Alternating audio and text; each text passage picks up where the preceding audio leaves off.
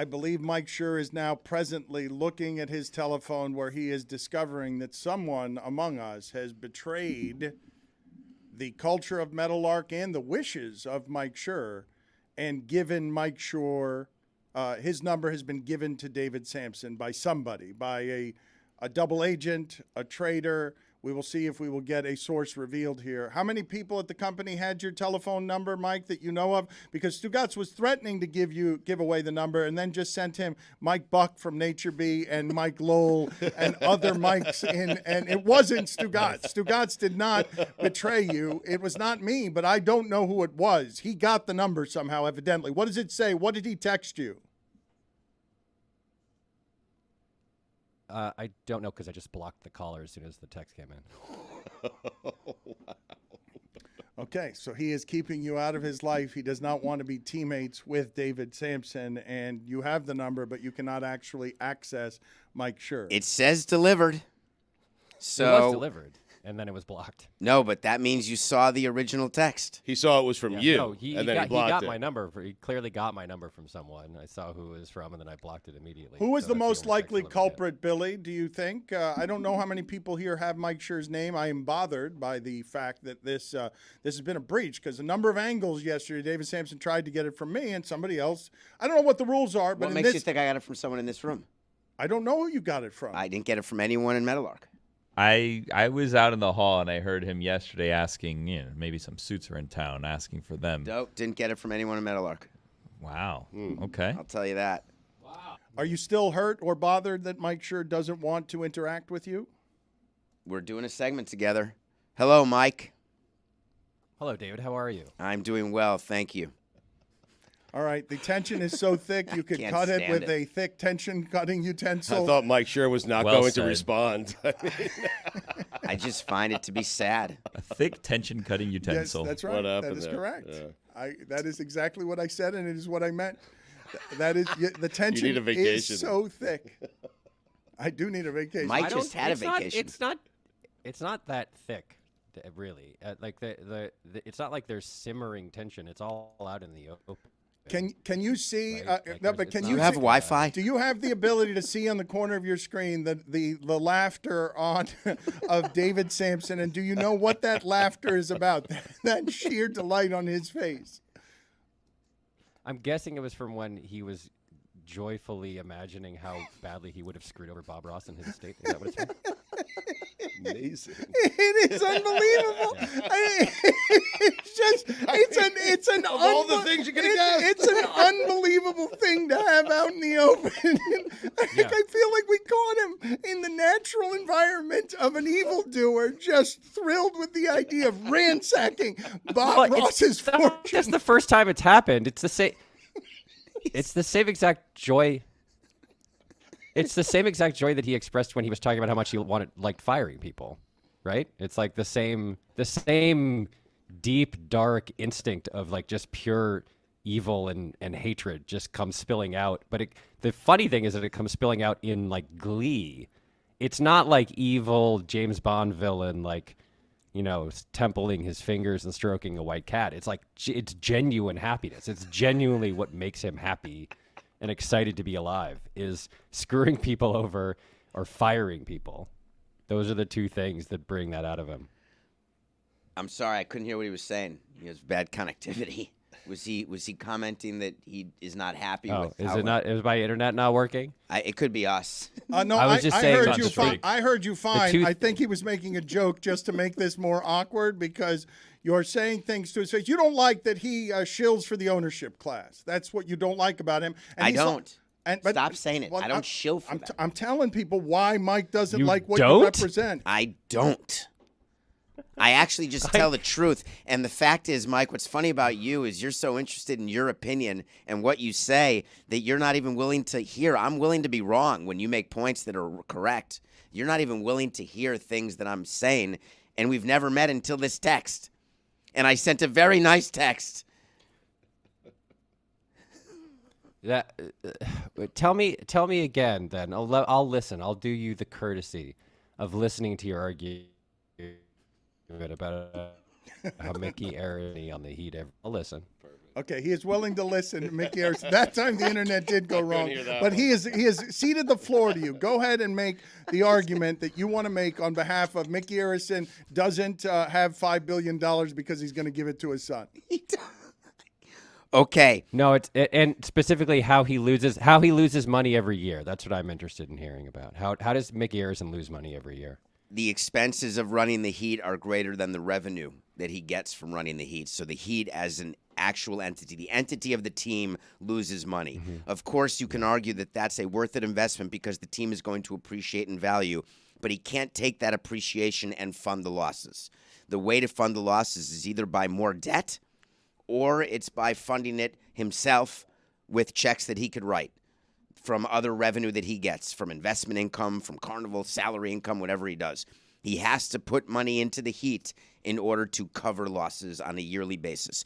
Eventually, him, his family, at some point, they could monetize that, but at this point, they're not. So he loses money every year. The expenses of running the team are greater than the revenue, is what you're saying. Yes, I am saying that. And the majority of sports teams are like that.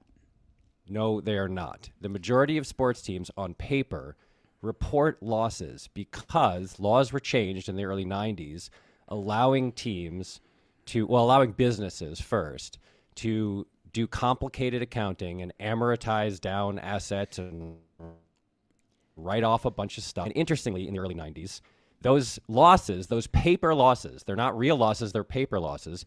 Sports teams were excluded from that law specifically because they knew exactly what would happen. And then about a decade later, those laws were changed to include sports franchises. And you know who changed them? George W. Bush, the four-part owner of the Rangers, who did all of his buddies in Major League Baseball and elsewhere a big favor by allowing them to depreciate certain paper terms, paper assets, and claim that they were losses. Paul Beeston, the guy who used to run the Blue Jays, famously said, I can make a $4 million profit turn into a $2 million loss using very standard and legal accounting practices.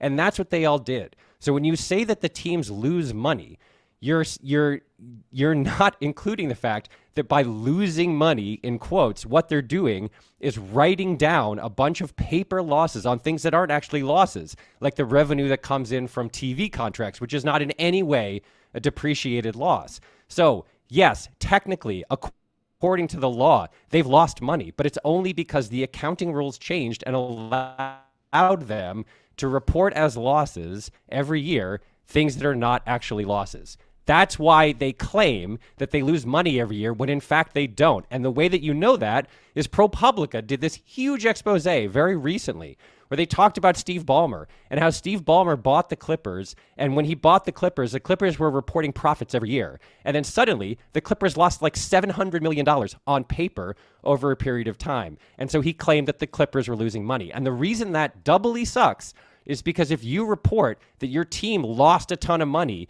you can sell other assets and up to the level of your paper losses and not pay taxes on them because you, technically speaking, have no income. What you're saying in this argument is essentially, I haven't been able to say anything. If I have $5 in my pocket, but I own $1 million of Microsoft stock, 1 million shares of Microsoft stock, if I lose that $5 from my pocket, but the Microsoft stock goes up $10, you're saying today I lost $5. That's one of the things you're saying. And that's patently absurd. No one in the world would say, oh, that poor guy, he lost $5 when 1 million shares of Microsoft stock went up $10 and now he has 10 million more dollars. So when you say they lost money, you're just being lawyerly, legalistic, and you're shilling for the ownership class by claiming that that's an actual loss. It's not an actual loss in no way, shape, or form. They manipulate the way that they report income and revenue and appreciation and depreciation to get to the point where they can claim on paper, oh, we lost $3 million this year. And by the way, you of all people should know this because when Deadspin reported out the finances of major league teams, the Marlins, the Rangers, a bunch of other teams, you you specifically were caught misleading about the amount of money that the Marlins had made. You were in that article. I went back and read it yesterday. Of course I'm you were in it. in that You article can't- specifically. Your You name can't hold the quoted. segment hostage by going until the end of the segment and not giving anyone a chance to talk. But you can. I guess that's what you do. I'm not telling you how to be a showrunner. I'm not telling you how to be a brilliant writer. I know exactly what you're talking about, but you're not telling the truth. And you're using sources that are not accurate. So okay, start with I'm talking about cash losses. Micky Arison has to finance the operation of the team with sources of cash. I'm not talking about paper losses. The depreciation that you're talking about, basically for the assets when you buy a team, there's a 5-year depreciation. I'll keep going, Mike. We can go class by class with what you can depreciate and how long the depreciation is for player contracts, for the equipment, for every asset in an asset purchase agreement. I'll go one by one in the last minute 23. But you, with your absolute perch, where you get to say how it happens and how we do it, because that is what your raison d'etre is as you sit in your beautiful house with your beautiful money, you are absolutely misinformed. So let's start with Deadspin. They did not show you. I don't give a about EBITDA. It doesn't matter to people who actually own a business. What EBITDA means, that's when you can play around. That has nothing to do with operating income or cash requirements of a business at the end of a year. When presidents have to go to owners to get money to fund a business, that's what I'm talking about. And Micky Arison is required to put money in. You can talk about $5 and Microsoft all you want, and it's an absolute apples to oranges. When you lose $5 out of your pocket and you have a share of stock that you did not cash in and you need that $5 to get on the subway, guess what? They don't take a share of Microsoft, Mike. You can't go and say, hey, let me on the train. No, you need the $5. That's the concept. The Deadspin article showed you 2 years of books. That's it. That is not why we got public financing. The overall claim is exactly what happened. That's like saying that Jeffrey Loria took $1.2 billion and put it in his account. I want you to tell me that. Tell me he took $1.2 billion and he put it in his account, because that's the kind of math that you do. What did he buy? Don't answer a question with a question, because under your math, Mike, you are saying that that's what he did. You're looking at the Deadspin. What did he buy the team for? How much did he spend? I'll go through every number with you. Every one. All you have to do is take my goddamn text, and I would love to go to lunch with you and show you the financials that I have. I can show you the exact wires. Straight to lunch, huh? I'll show you the wires. What did Jeffrey Loria buy the team for? How much did he spend? Ask a better question. What did he That's spend a very to good get question. percentage? How much did he buy the team for? Which team? The Marlins. That was What did he spend? That was a 1031 exchange. So that is not the question that you can ask. He bought What the did Expos. he buy the team for? I said what team? Montreal Expos. He got 18% of the team for $12 million. Okay. And how much did he profit when he sold the team? Are you asking what his cash profit was in 2017 from the $1.2 billion? Yes. He put in hundreds of millions of dollars in over the course of his 18 years. No, Mike, look at you. This is really good TV. You get to go like this because it doesn't matter. Are you saying when you put extra money in... It's an audio medium. I didn't say anything. When you are redoing how much your did he kitchen, profit? Mike, when you buy a house for $100,000 and you redo your kitchen and put $50,000 in, what's your basis for your house now? How much did he make when he sold the team? That's all I'm asking. How much did he make? He made approximately hundreds, not $1.2 billion, over 18 years. Approximately hundreds. It's not my business to tell you what Jeffrey deposited in his account, but I will tell you that when you add up the losses and the debt that he had to pay back and the debt that was on the team, he had personal debt and the company had debt, and so the $1.2 billion is not $1.2 billion. You take down debt for the company. That's the enterprise value versus the equity value. Then you distribute equity to the other owners of the team. Then you pay a little kicker to the county. Then you pay taxes to the government for the gain. Then you have a number left. No, I understand. I understand how taxes work. How much did he profit when he sold the team? And while he was writing off losses every year, did he sell other assets and then not pay taxes on them? Again, did he not pay taxes on other assets that he sold when he wrote down? Everybody in the world gets to take. I'm saying when we counted his return, we of course calculated the losses that he got to carry forward. We of course calculated the losses that he used for the revenue that he had in his other businesses. Everybody does that. Do you do that? But every person does that. Tell me you don't. I want to hear this so badly, Mike, that you don't deduct your losses against your income. First of all, listen. Of course whether or you not do. I do something is not the issue here. This is so enraging. This is such whataboutism. When you can't defend the argument, you attack the person making the argument. I'm not attacking you. I'm asking you two questions. They're very simple.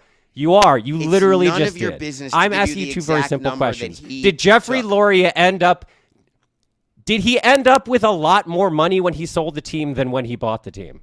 It's not than when he bought it. Of course, then from when he bought it in '99. The question is, did he end up? And while he owned the team, when he was writing down assets, when he was writing down paper losses and claiming that he had lost all this money, did he sell other assets in his life and use them to not pay taxes, which is a massive advantage to someone like him? Did he do that? I would assume he did. He was an art dealer. I assume he did. I was not involved in his other business, but I sure as hell hope he did because I do it also. Anytime I have a loss, I use it against a gain. So do you. So does everybody. So claiming, and what this goes back to but no one does it at that scale. That's the whole point. He's doing it at this massive scale. He can sell tens or hundreds of millions of dollars of stock and art and anything he wants and not pay taxes on it because he's writing down paper losses from his team. That's the point. And when you say Micky Arison loses money, that's why it's a patently absurd argument. He's not losing money. No owner in professional sports has lost money in the last 30 years. I said on an operating basis, Mike. How many times do I have to say it? On an operating basis, they lose money. That's all I said. I didn't say. You're limiting it. You're limiting it to this very narrow definition of losing money, and that's why it's absurd. We agree. I don't want to do it anymore, Dan. And Mike, I hope that we continue to do some content, but I would just like to help you. It's like me telling you how to do a hit show. Could you help me? I would love to, Mike. Will you show me what a hit show is? Because you and your elite understanding you are the one who's the elitist. You have this position that we're all evil because we want to make money. You, on the other hand, do all your shows for free. Thank God. I did not say you were evil. I said you were absurd to claim that the owner of a professional sports franchise lost money. That's the latest thing that you've done toward me, Mike. That's just the latest. You have spent your time finding ways to MF me with no particular interest in actually meeting me. Ever. Not one time. It's a nice gimmick. Oh, don't give me my cell number. I blocked it.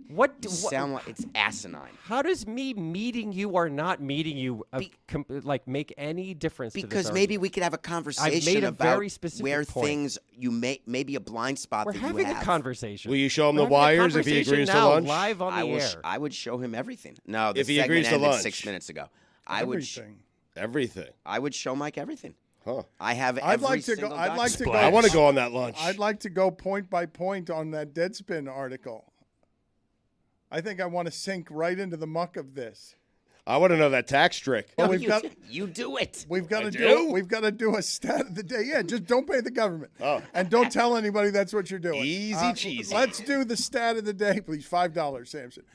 Start of the day. Start of the day. It is your start of the day. Start of the day. Not a loss. Start of the day. It is your start of the day. Start of the day. Start of the day. It is your start of the day. Start of the day. Start of the day. It is your start of the day.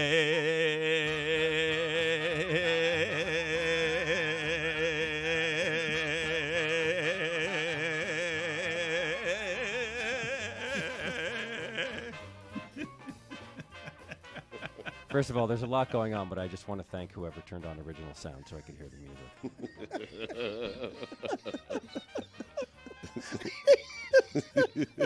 Let's talk about Shohei Ohtani. Okay. He's According to Baseball Reference, Shohei Ohtani is in the top 10 in the league in the following categories. You ready for this? As a hitter, games, plate appearances, runs, hits, batting average, triples, homers, extra base hits. What? Times on base, RBI, offensive win percentage, total bases, slugging, OPS, win probability added, and batting WAR. He's also in the top 10 of the league in ERA, ERA plus, pitcher WAR, strikeouts, strikeouts per 9, hits per 9 innings, WHIP, and hilariously leads all of base OPS at 1,000, higher than what a league has an OPS against him of 609, which is better than Randy Johnson when he went 24-5 and won the Cy Young in 2002. So Shohei Ohtani, prime steroid era Alex Rodriguez plus peak Randy Johnson in one dude.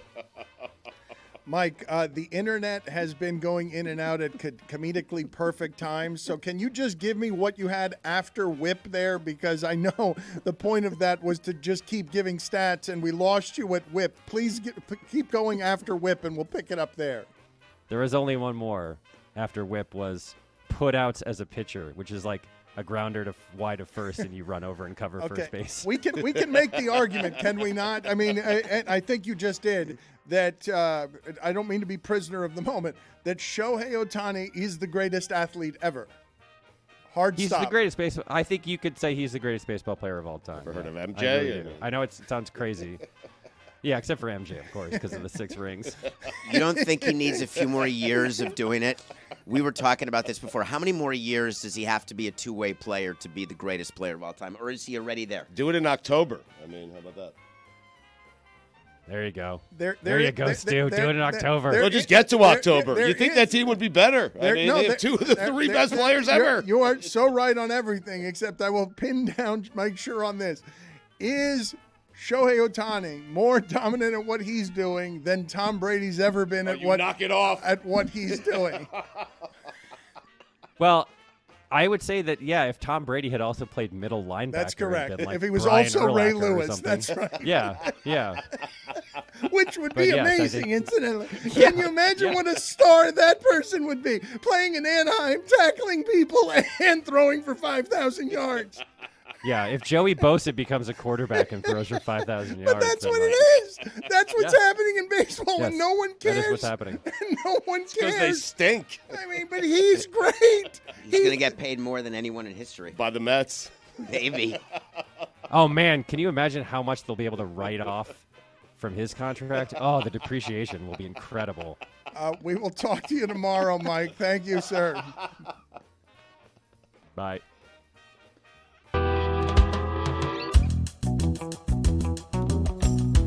David thinks he has some sort of control over things going on around here. He is taking charge. He is making new rules. And Stugotz, who is back from an 8-day vacation for his first day, can't be found. And I'm told it's because he's smoking heaters in the parking lot instead of doing his job. His friends are. He has to get the stress off him. So he's coming in right now just in time to see perhaps Nick Saban boxing, because it's video we have not yet gotten to. And I think this was funny. I don't know how many of you thought it was funny, but Dana White saying he doesn't do gimmick fights and then saying, yes, please bring me Zuckerberg and Musk. I would love to promote it. Is just wonderful. Dan, that would be the biggest fight in history, pay-per-view history. He said he could do 25 million pay-per-view buys, which is like blows out like the last 10 fights combined even more. I take Musk, no? Yeah, for sure. Musk is minus 150, even though he's older. Zuckerberg is plus 110. But he's trained for fighting. He is a trained fighter. Size, he's 14 years younger. But what Musk has is, and I think this is what people might be afraid of in a fight with him, is the hard thickness and bones that goes back centuries through apartheid, where he comes from, and just like thick, aggressive, I'm going to destroy the world. But I think Zuckerberg knows jiu-jitsu. And he also wants to destroy the world. And so both of them are fighting each other and trying to destroy the world at the same time. There has been an update on that, though, Dan. Elon Musk's mom says that the fight's canceled, that they're not doing it because she said so. There you go. So Mrs. Musk. We live in the worst timeline, man.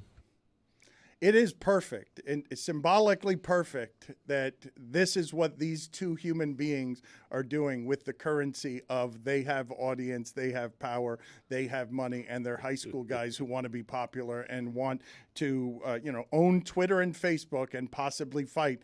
Go read about how much land Zuckerberg is buying in Hawaii. But their companies lose money. Not going to let it go, huh? Every year. Musk doesn't pay taxes, doesn't pay any taxes, right? How could you pay taxes if you don't make money? Look, if Musk's is out, I'm going to step in the breach and I'll fight Zuckerberg. We can set that up. Tony, Zuckerberg versus Tony, me. That wouldn't get Tony, 5 buys. Nobody would buy that, Tony. What are you doing? You're just trying to get in front of a microphone? No. After What do you mean? a fight? No, absolutely not. I'd be putting on for the people that want to see him go down. What? That's not why the Musk Zuckerberg fight is. You want to see somebody go down. I'll tell you, I'll take somebody down. You want to see those two fight is what you want to That's see. what I think it is. Tony, I don't like how every story becomes about you. Go sit alone. No, with, we're low. No, Keep him in. no, I will say nope. this: Tony did start doing Brazilian jiu-jitsu training, so Leave, Tony. You found God. I will suffer That's whatever another thing. consequences there are to you thinking that what the Musk-Zuckerberg fight needed was more Tony. can I just say this is the consequence of what you've done? You've empowered him to be this. This is the consequence. Well, it's not just him. Look, the error I've made, among many, in giving young people microphones is their judgment is not to be trusted. There is a reason that Dan Patrick and Colin Cowherd and everyone else is very careful about who they give the microphones to. We are less careful around here. And what happens? Tony happens. If you want, Dan, I can do Tony's top 5 things you don't want to get Tony started on. Oh, let's do it. Jeremy, you go sit with him. What? So that Billy's alone in that room, and he's got no reinforcements. And I Bring don't know, me the top 5. I by the way. don't know how long it's going to take me after that last top 5 that Tony had to prepare. 3 days he had to prepare off the NBA draft. 3 days stale. He was coming with his material in his top 5. One segment. And what? Not even one segment. Give me 90 good seconds so I don't have to talk. And he gives me Scoot is a good guy as number 3. Go bleep yourself, man. Would it have been better if it had been number 5? Would you have been as Yes, angry? yes. I would have been less mad. I would have been less mad about a top 5 that was 3 days old and stunk that badly. I have the list. If number 5 had been Scoot is a good guy. That's the error in judgment. And he had It was many. the placement. It wasn't just that. It was in the top 5. Nah. Number 1, the casual homophobia in number 1 was pretty bad too. As the big joke that the internet was making. Like it wasn't even his. It was 2 minutes for 2 minutes for sitting. Delayed penalty. Delayed penalty, Wow. unfortunately. We have created a company where now it is official. There are more people getting paid who are not here than are here. It's empty. We're looking at the abyss. I of heard- Not the entirely EP. empty. And I Well, heard the EP. and I We heard have to have you, or you got to turn the lights on. we've had that happen to us as well, where lights go out. And in the middle of the Fully last staffed. segment, when you argued with Mike Schur, look who's in charge. How he laughs. Look, he loves it. It was a good he loves joke. it. No, yeah, he loves it. No, He he's did in lose charge. power That's how fully he's in staffed. That charge. was That's funny. It correct. was an important detail. That is Yeah. correct. But also an important detail is in the last segment. You may have missed this, but Stugotz, ever pulling the grift when he's not smoking heaters, said to you that you could write off your $5 fine for coughing into the mic, so that I'm fining you and I'm actually costing the company money because everyone here is working against me. Nobody here is working at all. They're not working against you. But the one who's working is working against me. Billy just roared trying to with survive in laughter. advance, yeah. Roared with Exactly. laughter at everything falling apart around him. Fascinating. Show the video. Tell the video department to be ready with that Nick Saban boxing video Are I've they here? wanted for 2 days. 2 days. I They're don't at know. lunch, I don't yeah. know if video's back there. They're eating the salads. Here is the video of Nick Saban on the wrong monitor boxing, because what people want is old people boxing. I also want, Billy, and I don't know if video is ready for this. I've been asking for this for 2 days before we get to Stugotz's weekend observations in the postgame. I have wanted, because video around here is elusive sometimes. And Stugotz, I don't know if you saw what happened with Mitch Kupchak over the weekend, but did you see this? I was at Dead shows, man. Okay, so you don't, Mitch so Kupchak. no idea. I haven't heard that name in a He does decade. shows Yeah. on stuff that he doesn't know about or Right. see. Listen- So you're asking him if he's seen Kupchak. Is that part of his job description? I'm just asking him if he's followed sports at all over the Rhetorically, weekend. obviously. Yeah, well, Listen, I watched the College World Series. I was not following what was going on with Mitch Kupchak. I mean, it's on me. You're right. It's on me. Aspirationally, you mean? well, of course he's mailing it in, and he hurts his back, and he gets an epidural, and he's doing drugs on the company dime, and telling you how to commit fraud as well while not paying attention. Heads to and work. stems. But who looks good today? That is correct. But the news involving Mitch Kupchak. What are you laughing about, Billy? He's trying to derail my career more, Dan. Don't worry about it. I told him that when he came back, he should ask if you played the Saban video and offer to fight Saban. So he's actively trying to undermine you. He didn't tell you why he was trying to do that. He did that off mic just to bleep you. It's not even being a teammate. He just wanted Trying to advance the show, the storyline that's going on. No, but behind that the could have been the scenes. content. Was you doing it with the mic on? You're actively Trying to trying feed him the to joke, yeah. derail the career, feed him the joke, or derail the career of Tony. One or the other. They could be confusing. Feed his demise. The joke would have been so well. Would have been received great for everybody. As Dan would have kicked me so far Yes. into the bay. Yes, I think it would have. That Billy has suffered these things before and been sent to the bay many times in pursuit of that kind of derailing funny. That may cost you your career because I am insane at this point that I can't take a vacation that everyone else does. What video do you want up? Right. Of Mitch Kupchak, and yeah. this is the backstory. That's Yeah. right, Mitch. And Good old Mitch. let's see. Actually, you know what? I would like to cede the floor to Stugotz to react, to see if he has any idea what the context for this sound is. Just play the sound. Let's do it this way from this angle, just to see how little Stugotz knows and whether he can actually fake his way through this particular labyrinth of mailing it in. Here's Mitch Kupchak talking. Stugotz, please, this is a quiz. Tell us what it means. Well, everything that every answer we got to every question. I would say, he is a freshman, right? So, he's a little bit, I would say younger than, I wouldn't say younger. Nah, I better not even go in that direction, actually. I'll just back off. Stugotz's fat fingers are trying to call something up for information. Go ahead, Stugotz. Well, I was trying to see where Mitch Kupchak is currently working. It was That's it was right behind him. All you had to do was look at the video. It was a giant banner behind I was told to him, too. listen, not look, and I was listening. Okay, so he is talking about whoever they got in the NBA draft. Okay, I don't want to do this. Do you know who they got? Oh, they got Brandon Miller. And so what's he saying? Is that the kid from Alabama? I know he's got some off-the-court issues. I know there are a lot of people who are upset that we took this guy, but he's the guy from an on-court perspective, and hopefully he'll get better off the court as time goes on. But from an on-court perspective, he is exactly what we needed. We got the guy we wanted. We got the guy we needed. Were you too busy looking it up to retain anything that was said there? Like why it is that it's funny that sound is what he did there? Because that's not what he said. Well, I mean, you told me to guess. I mean, you weren't listening to the sound that just played. Well, Should we try again, or You want? I guess we should Gurgle. try it again. No, No, we don't want to try it again. So they didn't get the guy they wanted? It's not going to change. You think the Wait a answer? minute. I only do it again if you think that his answer will change upon watching it a second I time. promise I'll pay attention this time. I promise you did. It will change. I didn't ask you to pay attention. Do you think his answer will change? I don't know if he'll understand it still. Let's see if his answer will change. I we don't go. think the subject matter is something he has very much familiarity with, so let's go again. Scout's honor, Daniel. Well, everything that every answer we got to every question.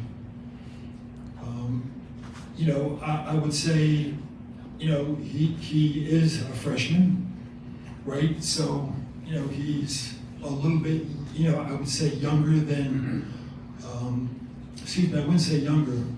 Nah, I better not even go in that direction, actually. I'll just back off. So he works for the Hornets. I told you this is a terrible He's the idea. GM. He just decided, like, hey, there's no excuse for the guy that we took. I took the best player. That's it. And he backed off because he had to back off. I still don't think you understand it. What he's doing there, But it was a different answer. One more time. He didn't want to make excuses. He realized that he was going to get aggregated. He realized He's about to make excuses for something that's, you can't make excuses for. This is top quality. I told you it'd be different. Let us right into this. Stu, can we show it one more time? One more chance. Do you want to see where he works? Charlotte. Do you see the thing that says Hornets? Well, everything that we, every answer we got to every question. I would say, he is a freshman, right? So, he's a little bit, I would say younger than, excuse me, I wouldn't say younger. Nah, I better not even go in that direction, actually. I'll just back off. He's younger, but he's not younger. This is top quality entertainment. Right. I mean, he here. got it. He did get it right. He's younger, but he's not younger. I don't want to say he's younger because there was that gun thing. Yeah. And somebody murdered, I'd and listen. I got caught in midair, and I was saying something as the leader of a team, and it's Mitch Kupchak. I've been in basketball for 30 years, and these gun incidents, I've learned enough about the internet that I don't want to be aggregated here with, I was saying that whole gun thing, he was younger. He wouldn't have done it as a sophomore. So the new owner is going to fire him. He knows that. He's done. He's in the 9th inning. Didn't he look it?